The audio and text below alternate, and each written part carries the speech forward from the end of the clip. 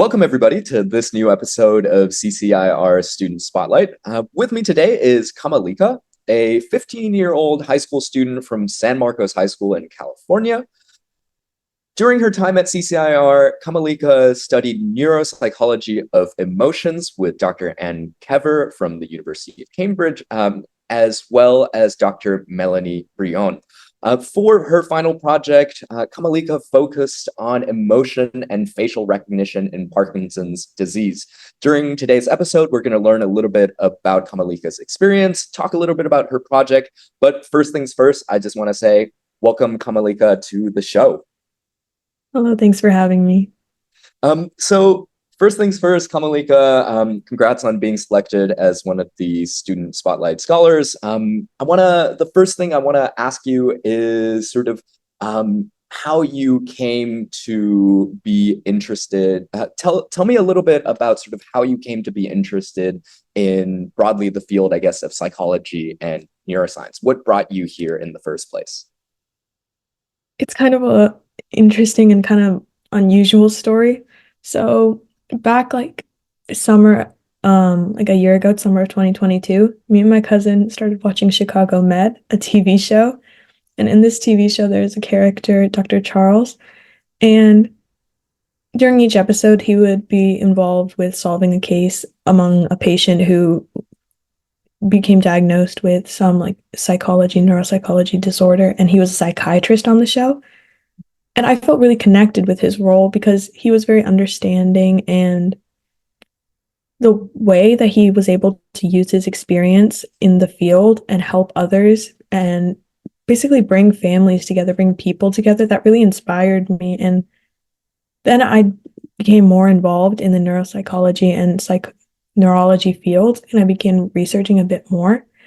And it became really fascinating to me about all these different diseases and disorders, and how we as a society need to overcome them and have more research in those fields.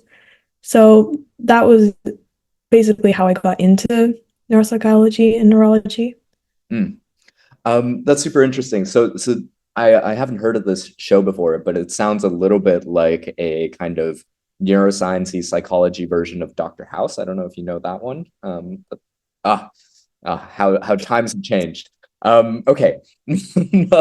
But so many of our students do sort of come into different fields, medicine, they watch Scrubs or whatever. So this particular show, it was focused more on sort of a clinical setting. Is that right? Yes, the show was based entirely inside an emergency room with patients coming in and out in each and every episode. So this sort of sparked your interest, I guess, in what I don't know if it's still called this, but what might be called sort of neurodegenerative diseases, as well as sort of what's sometimes called abnormal psychology. But tell me a little bit about the sort of transition from merely being interested in a show, sort of seeing this cool career, and then sort of looking into it more. So you mentioned you started doing a little bit more research. What did that look like in sort of the initial stages? Yeah, so as I was watching the show, there was one episode in particular where Dr. Charles encountered a patient with Parkinson's disease. And as I was watching this episode, I was watching with my parents, and my mom informed me that on my dad's side of the family, there was a lineage that had contained, I believe it was my great aunt who had Parkinson's disease and passed it on to two out of the three of her children. And it kind of runs through several lineages of my family. And that having such a close connection to a disease and potentially being having the recessive genes of that, that really sparked my passion, I guess, to research about it a bit more. So I began delving into aspects of Parkinson's disease, and that kind of expanded from there. And recently I found out that there was a competition near me at UC Irvine for this, and that just sparked me even more because they gave you a book to read of all the different facets of neuroscience and neurodegenerative diseases. So as I was going through that, it was just so fascinating to see how there's Alzheimer's diseases and dementia, and also just how the brain works, with all the different lobes and the limbic system and how they all contribute to one another. It was just really interesting. And I guess that carries into like my research project and my interest for, I guess, pursuing more and more in the research field. Mhm. So let's hone in now a little bit more specific. I'm curious about the book you just read, but let's hone in also a little bit more on the specific course that you ended up applying to with Anne. So this course was called the Neuropsychology of Emotions. In sort of maybe very briefly, can you sort of describe what the basic themes of this course were? Sort of what is the neuropsychology of emotions? Yeah, definitely. So in the first few lessons, we delved into the brain systems. We learned about the limbic system, which is responsible for the emotional part of our brains. And Dr. Kever was very open to having like student guidance when throughout her course. So if we ever mention anything we would like to cover, she was very open to helping us cover that. So as we went through the course, we saw different trials. We saw the monkey trial with like the mothers, and we saw the Stanford prison experiment, and it showed us like the different types of emotion that are associated. Like, in the Stanford prison experiment, it's really based on authority and power and how abusive power, even if we are all one and the same, abusive power is very, very common. And the mother one shows how we as humans feel such attachment and comfort aside from basic like necessities like the cloth on for anyone who doesn't know it, in the mother experiment there were two steel mothers and one of them had a cloth on it, and there was a monkey that was placed in a room with both of these mothers, but the primarily steel monkey or primarily steel mother was given food for the monkey. And 90% of the time, the monkey was with the mother with the cloth and only went to the mother that was only steel for the food.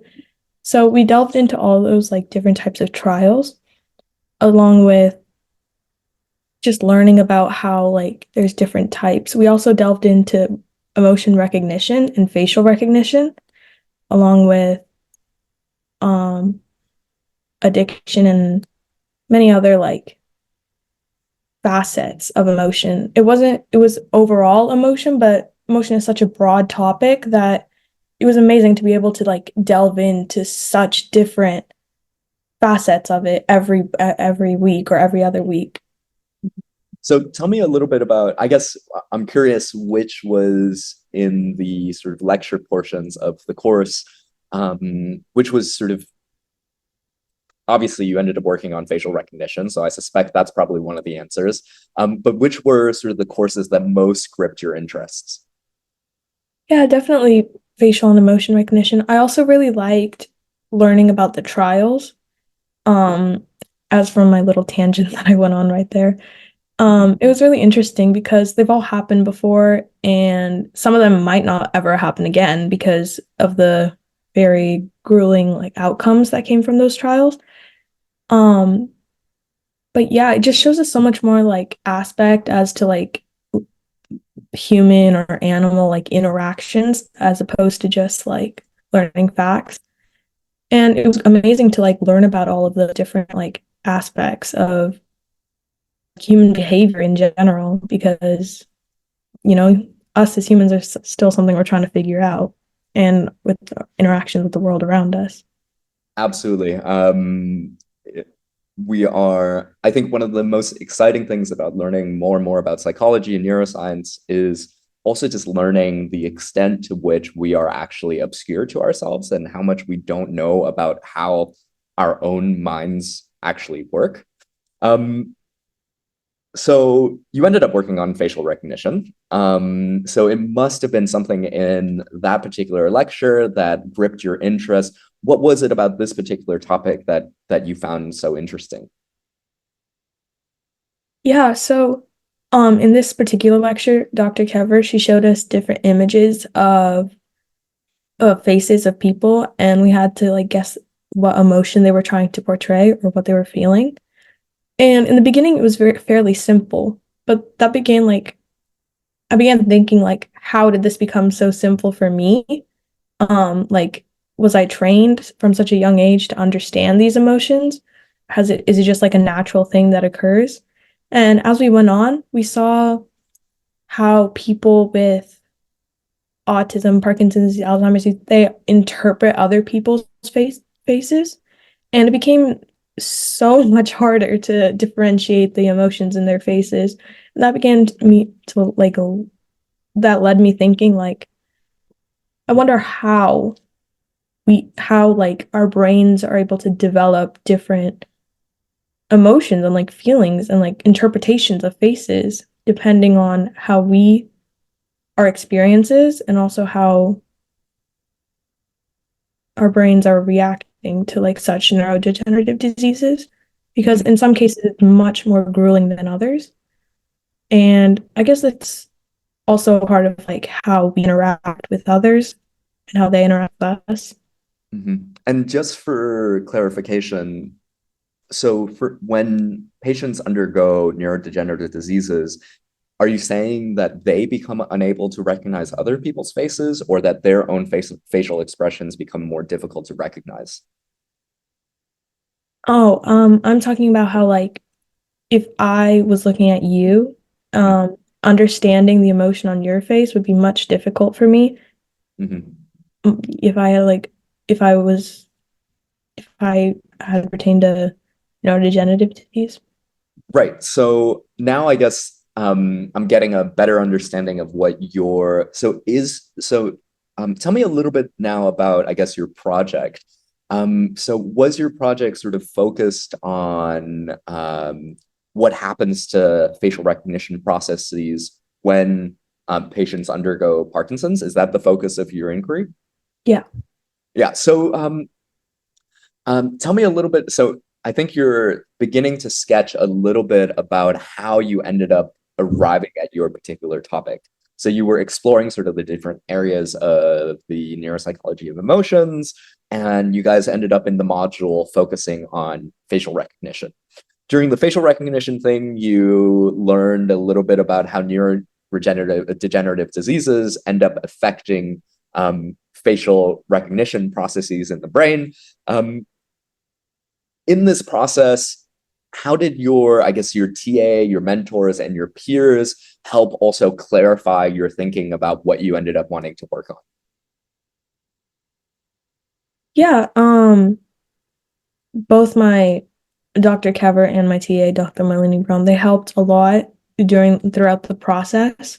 I think it was good that CCIR had such a nice structure to it with the lectures and the writing like simultaneously. Because like personally for me, getting into like the research field was very like unorganized, if I don't think that's the right word, but it was very much so. And having such a nice structure at CCIR, which was able to like help me get more into the research was very nice. And then Dr. Brion always like showing us step by step how to write an APA style research or literature review was very helpful. We also went through how to write a research paper if you were doing like trials too, which Mhm. was great. And we also saw several different um like utensils used, like the EEG gram and all of that. And I think they really helped me throughout my writing process because I was able to like be able to like talk to them and tell them like because as I said before, Dr. Kever, she was very open to having student guidance in her lectures. So if we ever mentioned that anything was very interesting or somewhat challenging, she would be happy to go over it with us. And so same with Dr. Brion. They were both very understanding and they really helped push us to extract the most that we could throughout our writing experience and our literature reviews. So Mhm. I think this is a finally a ripe moment to ask you about what you ended up finding within your research project. So your research project again focused on how neurodegenerative diseases, in particular Parkinson's, affects facial recognition processes. So what did you end up finding in this space? yeah, so I found out that Parkinson's disease, the disease itself is caused by a loss of like dopamine producing or dopaminergic neurons in this like substantia nigra part of the brain. And I found out that in Parkinson's disease, roughly 40% of patients will develop dementia. And it is found that people with Parkinson's disease have impaired facial and emotion recognition, but it isn't really that confirmed with dementia. So then I began delving in more into like the contrasting part of both Parkinson's and people with Parkinson's dementia. And the impairment itself is caused by mesolimbic and mesocortic dopaminergic pathways, which lead to how, like, because dopamine is a hormone that produces memory, movement, and motivation.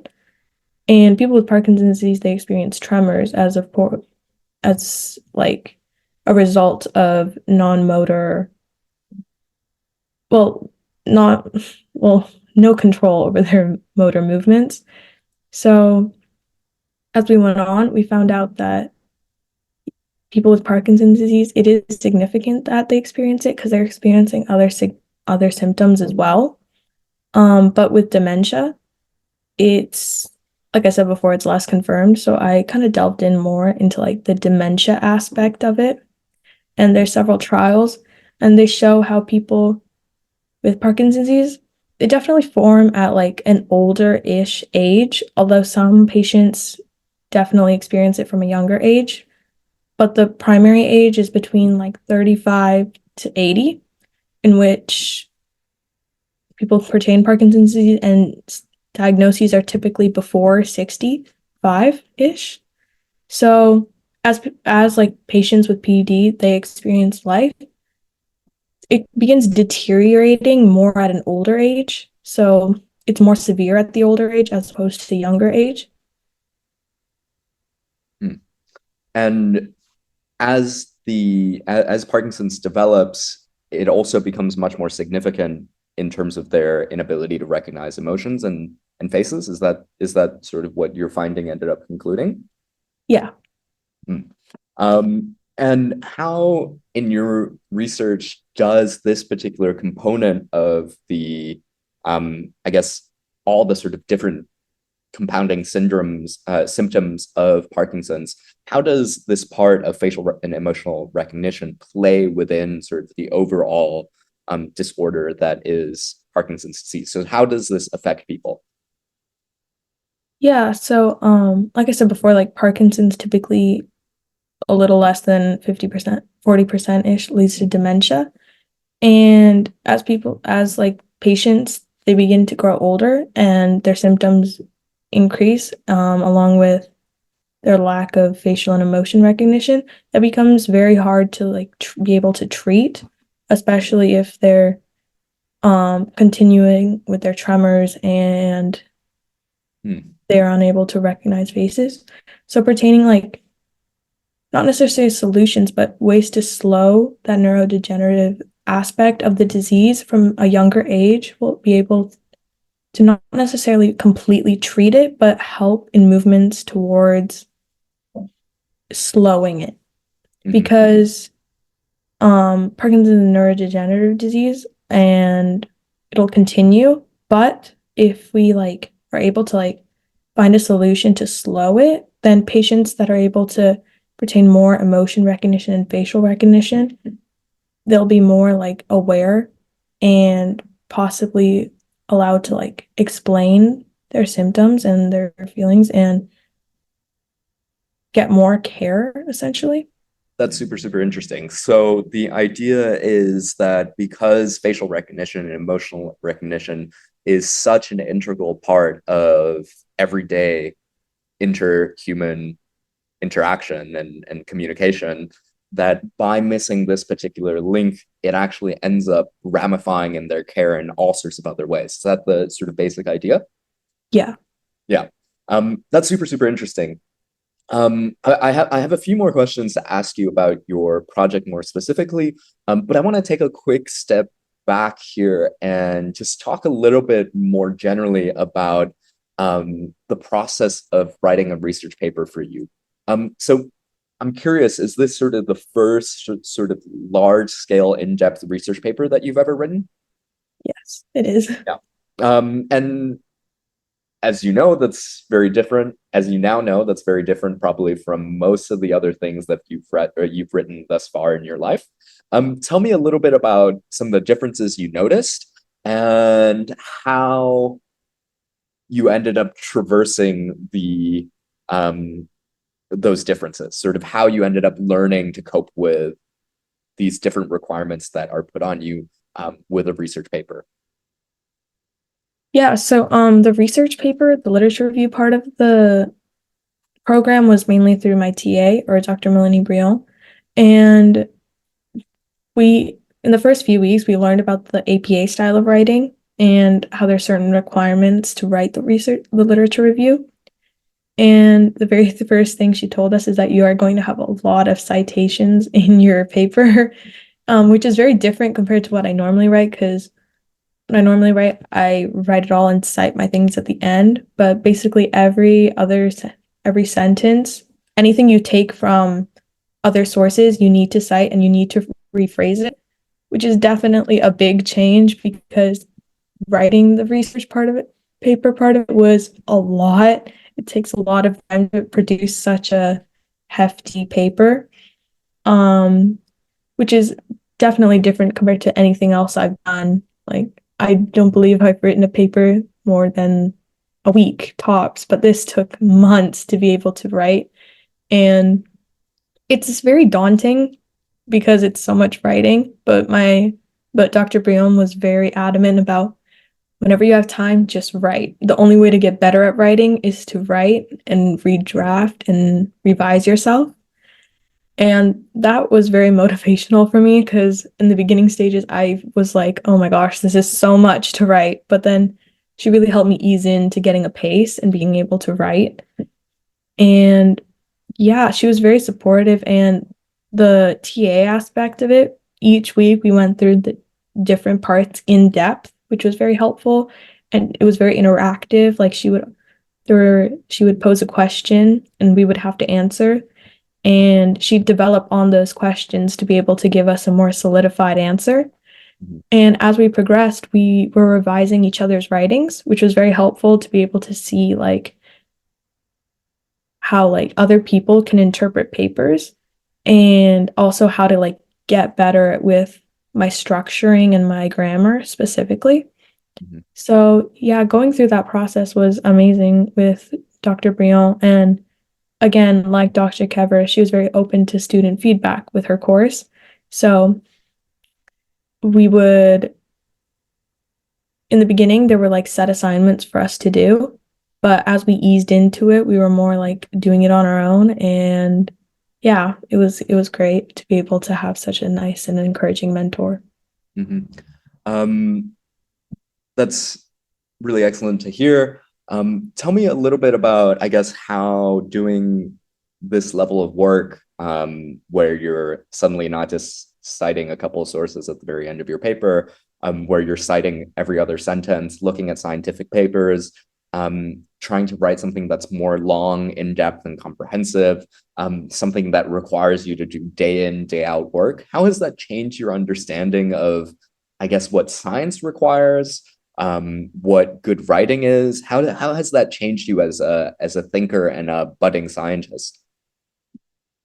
Yeah, so obviously it was a lot, and I have a newfound appreciation for anyone in the research field for being able to produce such research papers in a month, essentially, even maybe even less, depending on their limits.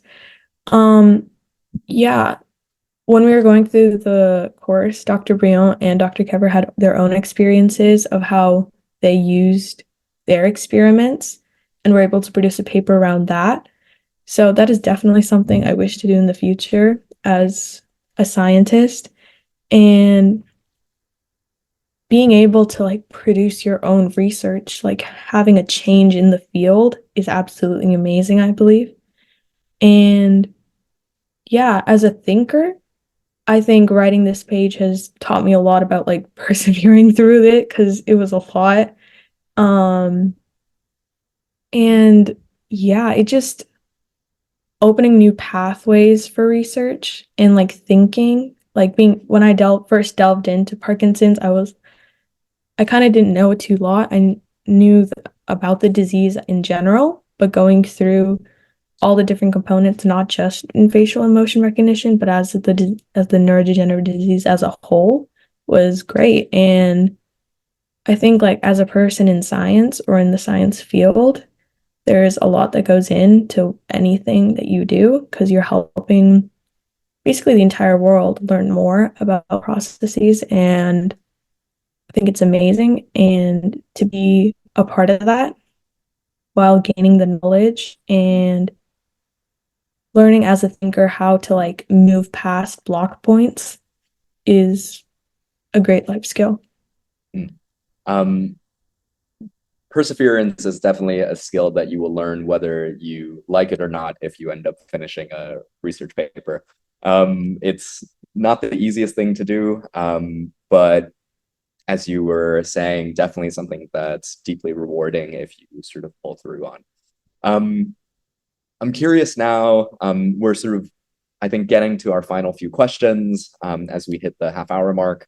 Um, one is one thing you learn, I think, when you start doing research is that there are just so many things to be interested in. So looking down one rabbit hole, you then find out that are about 300 others connected to it. So what are some topics of interest that sort of grip you now as you're sort of exploring this field even more, that you hope someday to potentially explore in the future? Yeah, as you said, there's so many rabbit holes to go on, especially in such a broad topic as like emotions as a whole.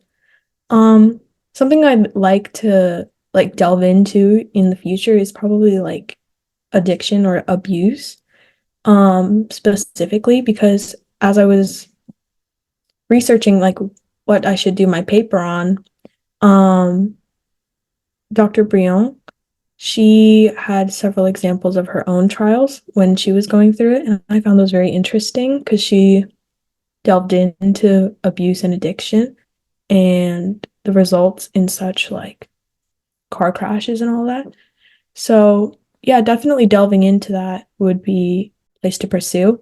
I'd also like to pursue other like neurodegenerative diseases like Alzheimer's or pursuing like different aspects of Parkinson's other than facial and emotion recognition.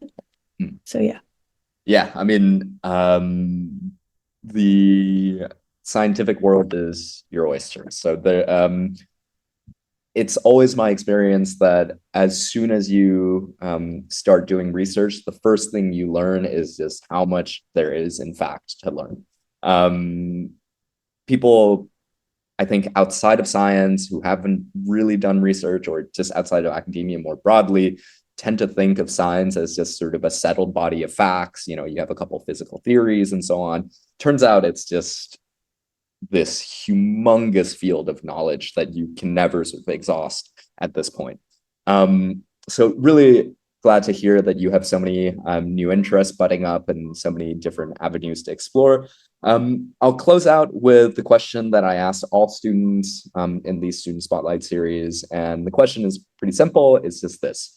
So as someone who's gone through this grueling process of doing 13 weeks of intensive research at CCIR and writing a paper, you sort of know how rational the fear that some students might have coming into this program is of whether or not they'd be able to handle something as challenging as this. A lot of students come into the program a little bit daunted by the prospects of having to do a research paper on their own. For such a student, having sort of gone through the process, what would you say to them? What would you say to a student who is thinking about research, but maybe a little bit daunted by the prospects of it at this stage? Is this assuming they've already like registered into CCIR or No, I guess just not. as Just anyone? considering it, yeah. I would say that CCIR is definitely the place to start when writing a research paper. I looked into other ways to write a research paper through several other programs, but none of them had the structure that CCIR does, and that's why I was so like attracted to the program. With having 13 weeks of lectures alongside 13 weeks of TA and writing, that's just a great way to get into the field. Like the lectures really prepare you for pursuing new interests and new facets of the field that are going to be extremely interesting to different individuals. And writing the research paper simultaneously along that, like you have the knowledge from the lectures, which carry over into the interests that will drive the paper. And I definitely think, like, yes, the research paper is daunting. There's no avoiding that, but having the lectures and finding an interest as a first will make that process a lot less daunting. And yeah, if you want to do it, go for it because it's a really rewarding process to pursue. Mm-hmm. I'm really glad to hear that you were interested and you ended up sort of really benefiting from the structure, because the structure really is something we put a lot of time and thought behind. What the way we describe it is that we combine the sort of foundational element with where we're sort of building a foundation for you where you get to explore the field, but then also providing sort of a workshop component that allows you to actually do the work and give you the structure and scaffolding that helps you concretely produce your first research paper. So really glad to hear that actually worked out for you. So with that, Kamalika, I just want to say it's been an absolute pleasure talking with you, learning a little bit about your experiences, about your research, about your time here at CCIR. With that, I want to say thank you for your time and for sharing your journey. And I wish you the best of luck in all your future scientific endeavors. Thank you.